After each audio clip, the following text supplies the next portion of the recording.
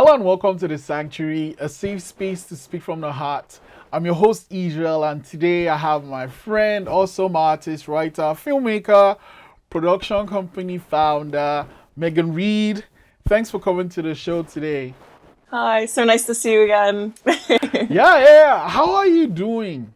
Oh, I'm so good. I'm getting busy again now that lockdown is like chilling out and getting back Right. to work. Yeah, let's talk about actually that lockdown thing. Did it, what things did it change for you when it started?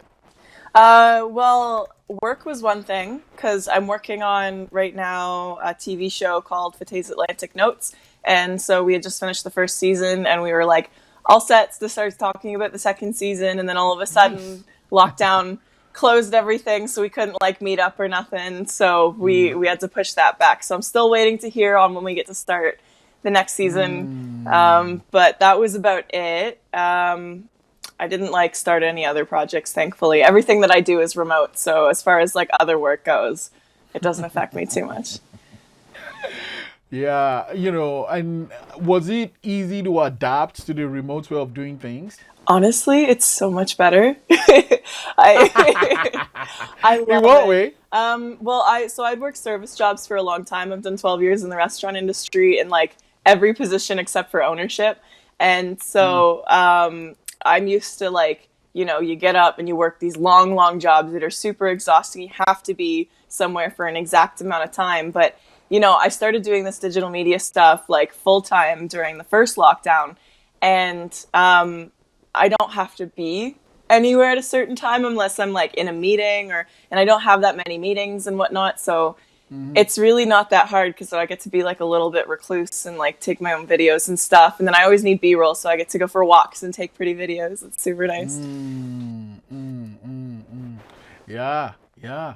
And like one thing, because we've actually talked a bit before about like your musical journey when you came on the Blackout podcast, but like, is that a pause on the music thing, or because I noticed you change your name on Instagram to Oh, what? so that one's my main account, my not music. It's mgn.svg. SVG Right. files are so I do some graphic design and video editing, and SVG files are the files that I use when I'm exporting a graphic design that I still want to be able to manipulate in scale. So it's a specific file format that from when I go from Illustrator into Photoshop, or sorry, Premiere Pro, it's an SVG file. So I was like, let's do like some kind of play on the file name because I've seen people do like .jpeg or like .exe, and I was like, those are too overplayed. So let's do one that like nobody knows. Yeah, SVG. yeah. Yeah. I was like, have I seen that somewhere before? But then also you changed your like Artist name. Yeah. name. Exactly. Yeah. What was the story behind that? So Megan Say Rose, actually, it was a little bit of a mental roller coaster, but it was like a really happy one because I was like, I'm just doing more with this film stuff, but I'm still doing just as much with music. But how can I separate that? And it kind of came when I was doing, I recorded a song with a couple other artists from the modeling agency that I'm with, Soli Productions. So we did this big fundraiser song. And my name was in the credits as the videographer and one of the producers. And then my name was also in the opening credits as one of the artists. So I'm like, how do I differentiate that so people aren't like I mean, it's good to be like, oh, she's everywhere, but I don't want to be like everywhere. I want to still maintain some kind of separation in those identities. So the St. Rose thing came after I got my face tattooed, and yeah, and so I just like really wanted the rose, and I was like, something told me to look up like Saint Rose. I grew up Catholic, so I'm like not religious or anything now, but when you spend so many years in a certain institution, you're kind of attached to certain ideologies, and mine is just like because of like my spirituality and whatnot, gods and goddesses and saints, and I just like the idea of the stories and who you can call out to in times of need. And Saint Rose actually is the patron saint of the black sheep of the family, the patron saint of indigenous. Wait, Yeah, there is yeah. a thing So like so that. it's she's the patron saint of generational trauma, And so, yeah, so, well, Oh, I first saw it as the black sheep of the family, but yeah, she's the patron saint of generational trauma and indigenous rights. She came from Mexico, though, so she's like, her base is all like in down south in Mexico and like the indigenous peoples down in like, southern US and Mexico. But what she stood for was just like, holding strong and steadfast despite what, other people around her think. I don't remember if she was a martyr or not, but I'm pretty sure she was. But her whole journey was just like trying to be better despite where she came from. Yeah. oh, So it was holy fitting. smokes. Okay, yeah. Well, I like that every day or every time I get to talk to you, I learn something new because I didn't know that. Yeah, okay. And Yeah. that's why you chose that name. So you mentioned you decided to add that so you can kind of differentiate it. But at the same time, you're like, you are doing the front end performing, you're doing the back end producing. Which one do you Oh prefer though? man, I can't choose. It's like, you know, it's the same reason I can never have more than one kid. It's because I can't choose. Well, I mean, no, some parents choose favorites, I guess, but like I can't choose. I mean, music. So music has always been there. Music has always been my like every time everything else falls apart, it's what I revert back to. Every time I really, really need to make something Hmm. artistic, I go back to music. And then even with film, so like for this TV show that I'm working on, I'm a sound recordist. So music and sound is just like it's like my core. But videography Mm. is, there's just like a whole other level to it, and being able to tell stories, like, and being able to share stories and being able to shine a light on other people's stories is just like, it adds an extra Mm. dimension to that. So where I love creating the art with the music and Mm. whatnot, but I love just as much like doing the video side of things. So it's really hard because I make my own music videos too. So it's always they both have always been there. So that's Makes complete yeah. sense. Yeah, no, no, no. Yeah, yeah, I see why it might be difficult for you to choose. Completely I love understand. both my jobs. Completely understand. And how did you get into working on this show you're So working on? I am learning under a really amazing filmmaker, Fateh Ahmed, and he's actually the host of the show. He's the host and producer, and Hmm. we met through other film people. I don't even remember the exact circumstance. I just remember he asked for my help with a documentary, so we did a documentary on a cryptocurrency called Anchor Coin, and that was years ago. And so yeah, so I was like, I Oh. just kind of volunteered as a production assistant because I was like, I've only ever done like acting or background acting on sets. I've done behind the scenes, but not on large scale productions, just like filming my own stuff or helping for like friends and whatnot. And so I went with him to Right. help him do this cryptocurrency video, and it was such a cool experience. And he was like, and I was so like young and excited, and I'm like, I just want to show everybody here that I'm the most helpful person, so they bring me back. So I was like super helpful carrying everything, and sure enough, he really liked my work ethic. And so we've continued to talk about projects, and he learned my story about how my daughter came to light or came to existence, and my past and whatnot. And he's like, they should make a documentary on your life. And I was like, I don't think I'm ready to share that story just yet. But that was like Okay. years ago. So I'm working on it. I'm slowly working on it now. I've been chipping away at like trying to put my story into words so that I can bring it to him one day, and then we can work on that. But also, I'm Mm. like, nobody really knows me right now, so it's like, who's gonna watch a documentary on somebody that the world is like, who's this person? Or it might Mm. make me blow up, who knows. But he's just been so inspiring. And at that time I didn't even know about his story. I didn't know the extent of his story. I knew that he traveled. I Mm. knew that he's an award-winning photographer, sorry, filmmaker. But it wasn't until we filmed an episode on him for his show and like what his background is and why he's doing all this, that I was like, oh my god, I'm learning from the best person that I could be learning from. Because he's traveled through Mm. through many countries, even through his childhood. He learned how to play piano and stuff, to learn how to do compositions for film or for. He learned to play classical piano in the middle of a war zone. Like, it was crazy. Is I don't want to. Yeah, there's I don't What? know how much of the story I well, I mean it's on public TV right now. So it's he one of the stories that we heard is he learned how to play piano in the air because the keyboard cases looked like they could carry certain weapons, and it could be a threat to certain soldiers that are in the area. So when he would go to school, he would have to learn how to play keyboard in the air. And so if he sees a score, he'll go like this, and I've seen him do it too. And he'll go like this, and you'll see his fingers twitch a little. 2 seconds later, you put him on a piano, and he knows the entire score. It's genius. It's genius. If there's anybody who is like the expert at learning under high pressure situations, it's him.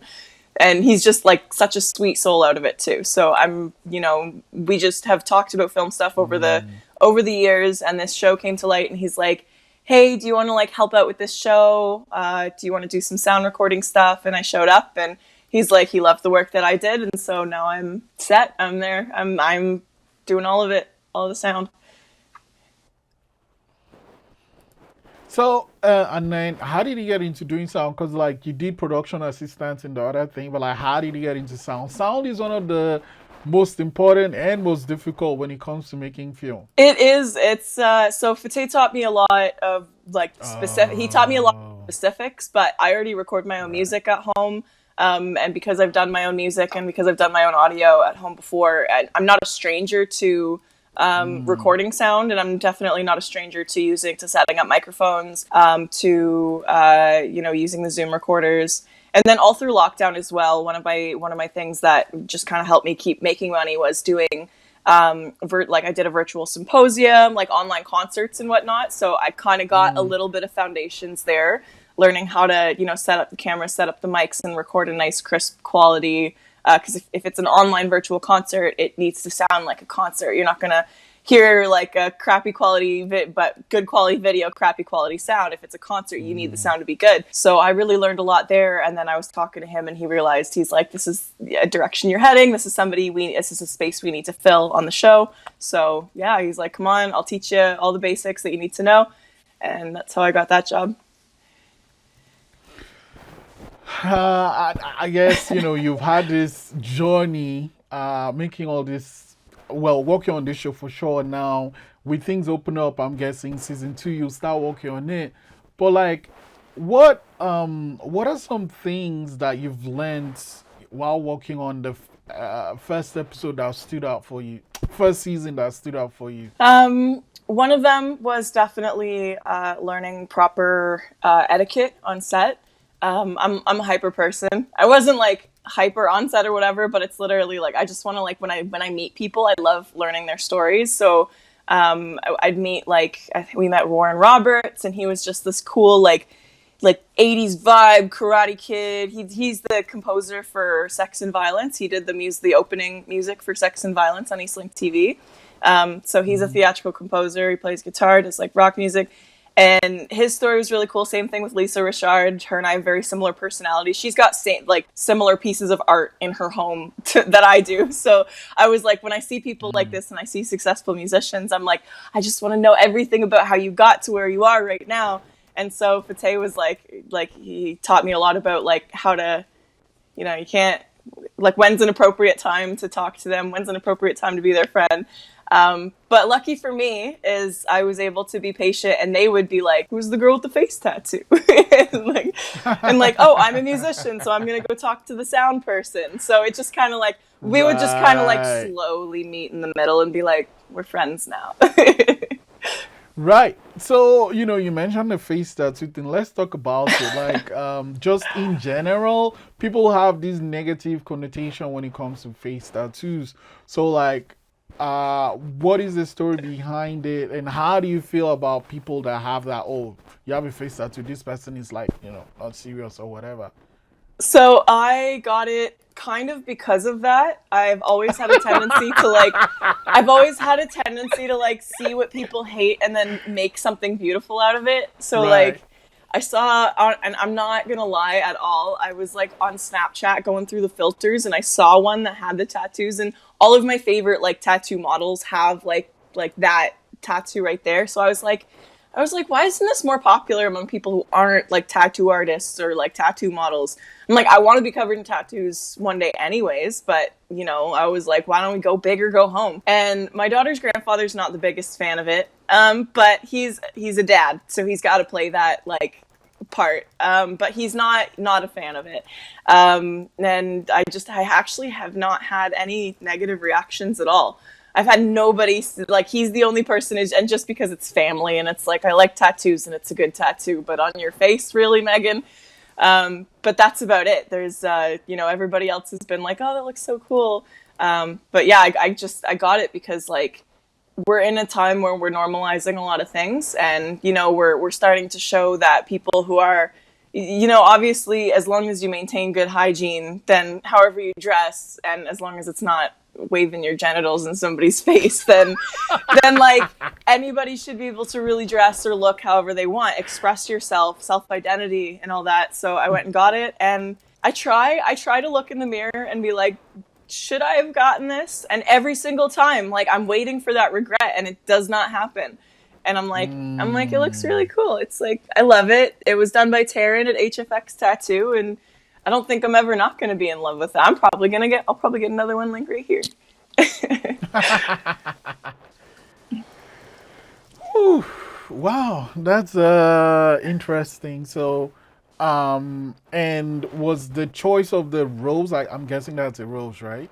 Yeah. I Roses have always had some sort of like theme in my life. Just like, you know, there's one is the whole like every rose has its thorn kind of thing. I try to be as nice as I can, but you know, like I can snap. And then there was a song that came out when I was like 19 called Black Roses. It was from a show called Nashville, and it was sung by a character who went through the same situation with her mother that I did. So you know, where her mother wasn't very mentally stable because she came from, you know, another situation of abuse. And so instead of breaking those cycles, she took it out on her daughter, who was like starting to become this famous musician. And then she used to have like panic attacks. And on the first time she performed that song on stage in the show, she had a panic attack and like hid under the piano. And I just kind of related to that because like when I was younger, I used to get panic attacks straight on stage all the time. I would have a really hard time performing in general because I'd get on stage and I'd be like, oh my God, oh my God, oh my God. I'd sing my song, I'd leave the stage and I'd bawl my eyes out. So I'd be able to hold it on stage, but then I would get out and I would like either throw up or I'd start crying, or it was just like, but that's because, you know, the environment I was raised was very, you know, you're not going to do anything. You're never going to be successful. You're not going to amount to anything. It was a lot of projection. And so when I saw this storyline go on, I was like, okay, I know it's a fictional story, but it's like, if she can do it, I can do it. And so the song is called Black Roses, and I love the way it sounded. And the lyrics go, now you only give me black roses and they crumble into dust in my hand.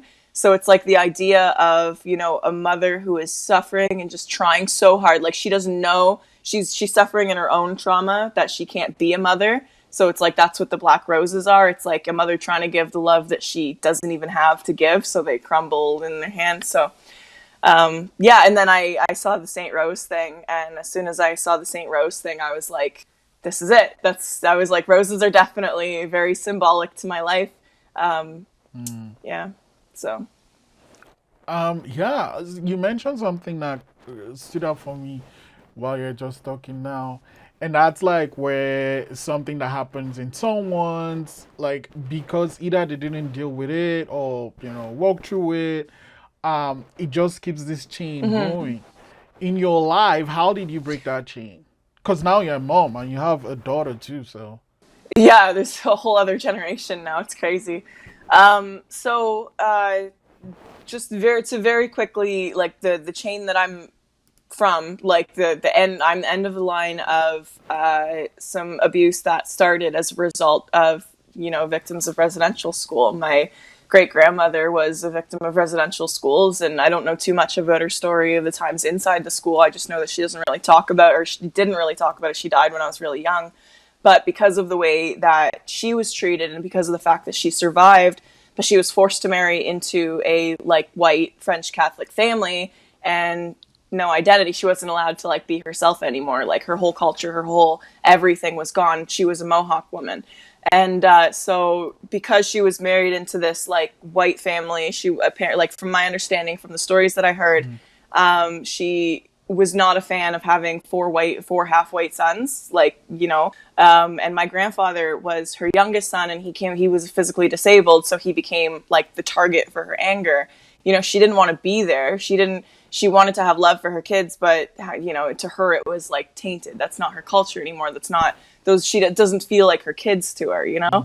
And so she ended up being incredibly abusive to my grandfather. And so because he was the walking target, and because she never spoke about her time or was ever able to, from my understanding, address the toxicity that, you know, she came from, and she was never able to like heal on her own, then instead of him identifying or being able to see where that comes from, he just automatically started hating women. He just, you know, my mother was a terrible person, so women are terrible people. And so I grew up with a lot of like, women are to be seen and not heard. I grew up with a lot of like, you know, him doing the hand up to threaten me. And I have two brothers, and he would never do anything like that. But he's, from my understanding, what he's done to my mom is way worse. I won't, like, it's graphic. I won't even mention it here, but he like she's been hospitalized many times, and you know, the church came and prevented him from going to jail. So so she grew up, and she was never able to figure out how to grow up, I guess. So she was very regressed, very stuck as like a teenager my whole life. And so because I was very different from her, I was this like artistic kid who just wanted to do what I wanted to do. I just want to make art and have fun and be crazy. My first dream job was acting, and like her advice to me was, well, Megan, everybody wants to be famous. And that was advice. That was the advice. It was basically like a backhanded, like, you're not going to do that because you're not going to be successful at it. And then she would straight up tell me anytime I practice stuff or practice music or practice acting is, you're terrible. You're not good at this. You're never going to amount to anything. So, I became a very sensitive kid. I was very sheltered. I wasn't allowed to leave my house that much, except for like our communal backyard that we shared with like neighbors. Even as like a teenager, it was hard for me to get out of the house. So I developed this sense of empathy, because when I started hearing these stories from family about like where my grandfather came from, and how, sorry, my cat is right here. And you know, what my family actually went through, because they started talking about like, oh, you know, we're native, right? We're not native. We're descended from a lost culture. And so I was like really listening into these, because I was like, oh my God, there's more to my family than just like this like evil Catholic whatever. And it just made me realize that, you know, as I got out into the world more, that people don't like being treated the way that I was treated as a kid. And I was like, that's just not normal. I mean, I realized there was justification in me feeling bad about the treatment that I had received as a kid. So I realized that, you know, I don't ever want to treat anybody like this. And my original plan was to never have kids. I was like, end of the line. We are not continuing this bloodline. I was like, I'm okay with being the last stop. If I want a kid, I'll adopt. And then, yeah, a couple of years later, I have Bailey. So now she's here, but she is so like, she's everything that I could have been as a child if I had been allowed to be my ultimate self. And I'm so absolutely happy and overjoyed that I, you know, have such a wonderful, artistic, smart, super intelligent daughter, who is just like a kind soul at that. She's so sweet. She's the first person, if you walk into a room or if there's like a new kid at daycare or something, she's the first person to come say hi to you. She always says her please and thank you, always uses her manners. And proud mama moment, she also orders her own Starbucks. I taught her that one. What does she get from Starbucks? She gets a kid's hot chocolate with oat milk. Yeah, she's lactose intolerant, but I got her once, and she went right up, and as soon as I told her what to order, she's 3. So she went right up to order it, and she's like, I'll take a kid's hot chocolate. Well, not, you know, a couple words minus that. She's like, kid's hot chocolate with oat milk. Please and thank you. And it was so cute, because like the last time we went to Starbucks together, we sat down. I lifted her up to one of like the higher seats there, and we were sitting down, and she takes a sip of her chocolate, and she looks at me right in the eye. She puts it down. talk to me, mommy. Like she's like a mob boss or something. Just like, talk to me. She's so cute. So, with your daughter now, one thing you've done is taken this negative and turn it into a positive, and you're also working on this show, but you're also running your production company. Do you want to talk a bit about that? Yeah, sure. So I'm still in the building stages because there's a lot of, money with registering a business and setting up websites and all that. And, I didn't go to school for this. It's all self-taught. So I'm trying to make sure that I'm not just somebody who doesn't really know what they're doing. I want to make sure that I'm like doing everything right. Well, I guess nobody's going to get it right on the first time if you're trying something new, but I just like, because I can do all of these things and because I have many connections for people who can help me with the things that I, don't necessarily know how to do properly, or just like I have the ability to procure a production team when I need to at any time. So I was like, you know what, maybe I need to like start my own business because I've worked for so many other people for so long. And let me tell you, I hate it. I hate when people are just so like, do this, do that. And I've had so many bosses that are they're just more about the control than they are about running a business. I mean, one of my last jobs straight up told me that, I was working in a restaurant and they would give me about 25 hours worth of work during the week with a schedule that changed every week. And I'm like, you can't tell me that you don't know how to do a set schedule every week. Like, you don't know. You can't tell me that me at, I think it was 25 at the time. So I'm 25. I should be like working on my career and stuff, which is where I should be getting a set job so I can spend my nights working on my career. And he would just change my schedule all the time. So when I was like, you can't keep changing my schedule. I have these specific days that I need off because I go to meetings to meet other musicians. I like meet with other filmmakers. I've got a film job. I'm like trying to practice, trying to build up all this experience for my career. And he looked me right in the eye and he said, Megan, you do too much. And I was like, okay, I quit.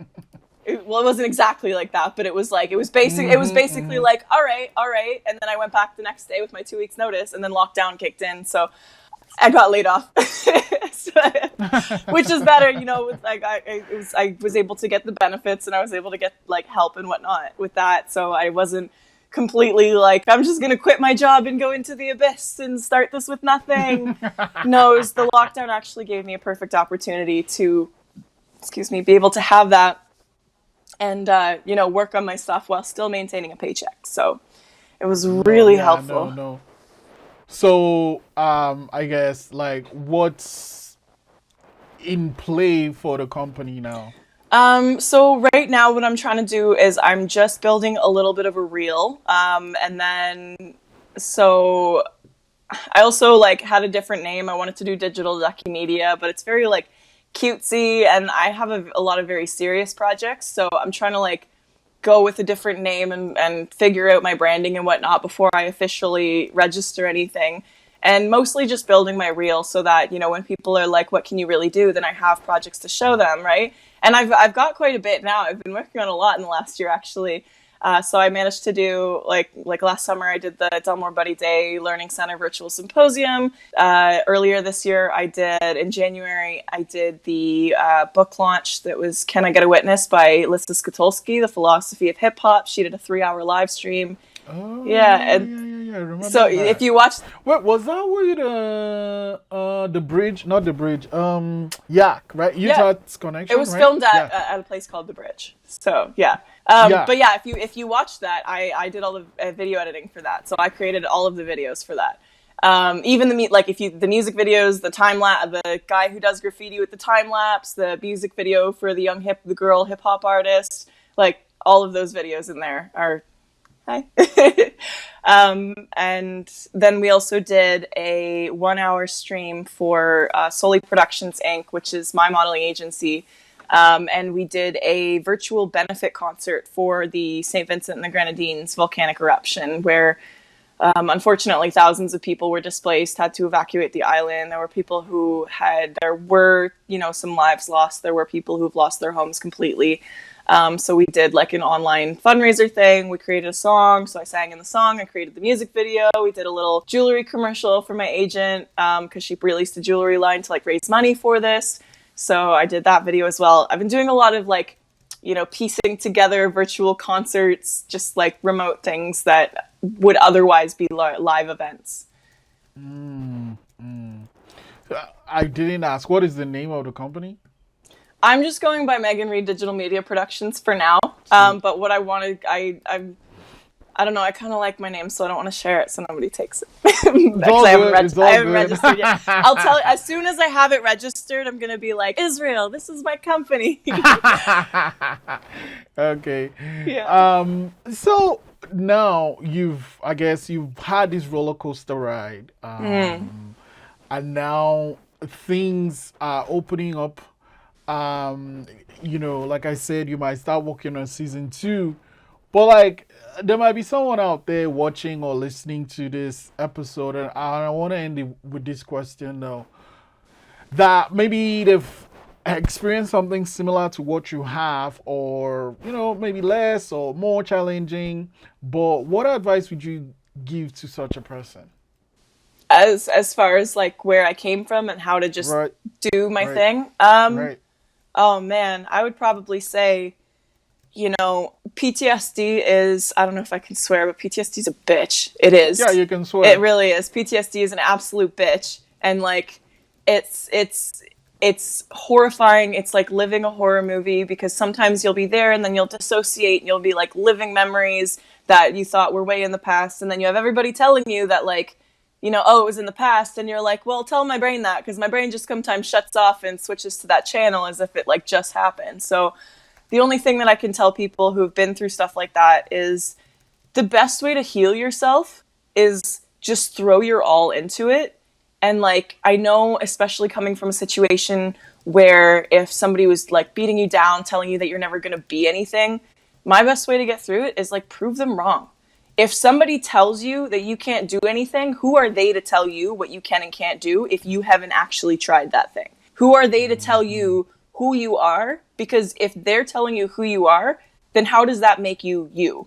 You're not you. So you need to find out who you are by trying all of these different things. And maybe to some people it might look like I do too much or I'm doing a lot, but I'm having the absolute time of my life right now. I love everything I'm doing. I'm meeting so many great people. And just because of the fact that I've at least had hope that if I'm doing what I love to do, I'll always be okay, then I've Mm-hmm. always been okay. I've been close to homelessness. I have been so, down, down bad, like just in shitty situations. But when I started to let go of what, abusers, or I don't want to say abusers because it was specific people, but with when I start to let go of the feelings of the situations that I've been in, and I just like, I literally picture them in a package and I like throw them away. I try to picture it as something physical and I'm throwing it in the trash. Sometimes you just got to do that to get that feeling out there. But once you can manage that, once you can manage that part of the healing process of like, how can I divert myself away from the trauma? Then throw your everything into a passion. Be passionate. Because even if you don't have the ambition and motivation, as long as you start with the passion, like if you've ever seen a fire go out, a fire can still come back, even if it goes down to a tiny little thing. So like, that's what passion is. It's that tiny little fire burning inside your chest, and all ambition and motivation is you throwing more fuel on it. So we have to give ourselves that. We have to give ourselves the push. We have to give ourselves the ambition and motivation, because even though community is the biggest thing, that's another thing, is find your community, because we can't ever do this alone. But when you do feel like you're alone, who else do you have? You've got yourself. So if you can't give yourself the motivation, like how are you going to do that? So sometimes you just have to, do it. I don't know, I like to say fake it till you make it, because it's not like you're faking anything. Everybody's trying something that they've never done before when they're learning. So if you fake it till you make it, and you're like, at least I'm doing this and I'll learn it, then a year later you'll be like, oh my God, I've done so much of that thing, whatever your thing may be. But yeah, just throw yourself in, keep that passion. Because like ambition and motivation is hard to find, especially if you deal with depression or anxiety or anything like that. But passion is always there. Wow. Megan, it's always great talking to you. Thanks for coming to the sanctuary and for Thank you so sharing. much. And I can't wait, to hear about this name once it's registered. Yeah. I'll tell you all about it. Maybe we'll do something together. Like, Maybe, yeah. Actually, you come out once it's registered. Thank you so much, Megan. wicked. Thank you so much, Israel. So nice to see you again.